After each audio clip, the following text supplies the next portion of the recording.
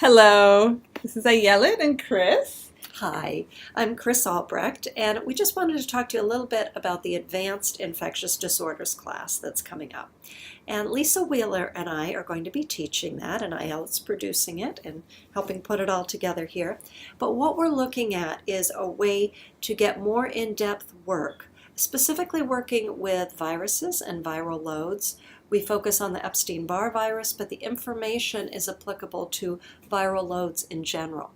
And one of the things that we're looking at is how to tell what part of the body is being impacted by the virus, how to specifically focus on that area, whether it's the skin, the central nervous system, allergies, digestion, what areas specifically are most compromised, and then techniques to help balance those. We also have a lot of work that has to do with Lyme disease, and one of the issues with Lyme is that it can be so pervasive and it can be so hidden, and trying to get to it. We have techniques to get to the latent reservoir of infection. We have ways to find out what and where that is.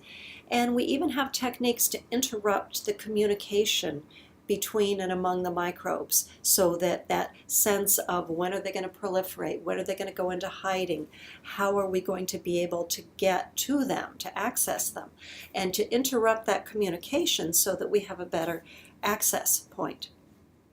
So the Lyme piece, the Epstein-Barr piece, which, as I said, is applicable to viral loads in general, but then we also have some techniques for accessing and separating co-joined microbes. So for instance, if you have a viral load that's co-joined with heavy metals, or with environmental toxins like plastics, or with other strep or staph or pseudomonas or other types of microbes. So we can first separate them, and then we can work with each of those individually.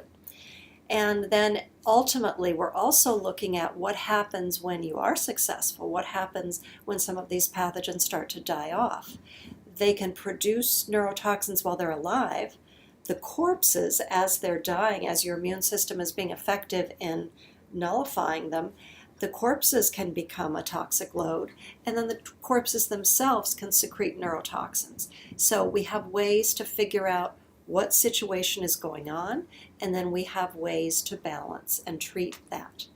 And then finally, we have some support for your kidneys for the elimination piece, and some ways to help differentiate and bring the tissue back into balance, and so that it can again do what it's supposed to do, whether it's the liver and the detoxing, or your immune system, or the circulation, or central nervous system, but it can literally come back into you.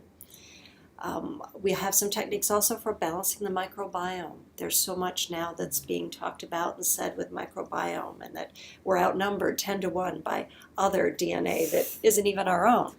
And ideally, that's great, because all of that other support can help us digest something that we don't have the enzymes or the cofactors to digest. It can help us adjust to different environments without adjusting to allergens.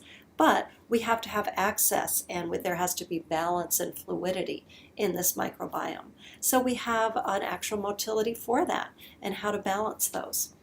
One of the things that was so exciting about this information is that Lisa specifically, and all of us working together, came up with these motilities so that you can feel what's going on. And when I feel this, then that means this is what's going on.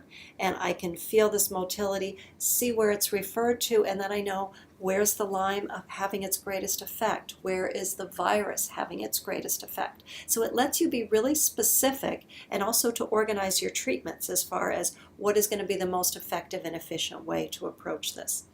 We are going to have this class online, so it will be available if you can't get to a location in person. But I have to say, one of the best parts about being there in person is feeling these motilities and these physical functional supported medicine. labs, for sure. Yes, we spent a lot of lab time in And it's these. one of the days, it was one of the reasons it's a 3-day class, is to really give ample time for that. Yes, so that you'll get feedback from, this is what you're feeling here, this is how you would organize it, this is what else is coming into play, so this is what you might want to take a look at. So I'm excited about the information. It's new, it's hugely relevant, and we would love to share it with you. And this class melds so beautifully with the original Infectious Disorders IMT work, and so it's a prerequisite because it's so helpful to be used in tandem. But if you haven't had the class, know that the one-day review Infectious Disorders class was made into an online class, so it's really easy to access it through manualtherapyseminars.com and just click on online education, and you can get the digital study guide for that so that you have it on your tablet. And we hope you join us. Great. Thank you.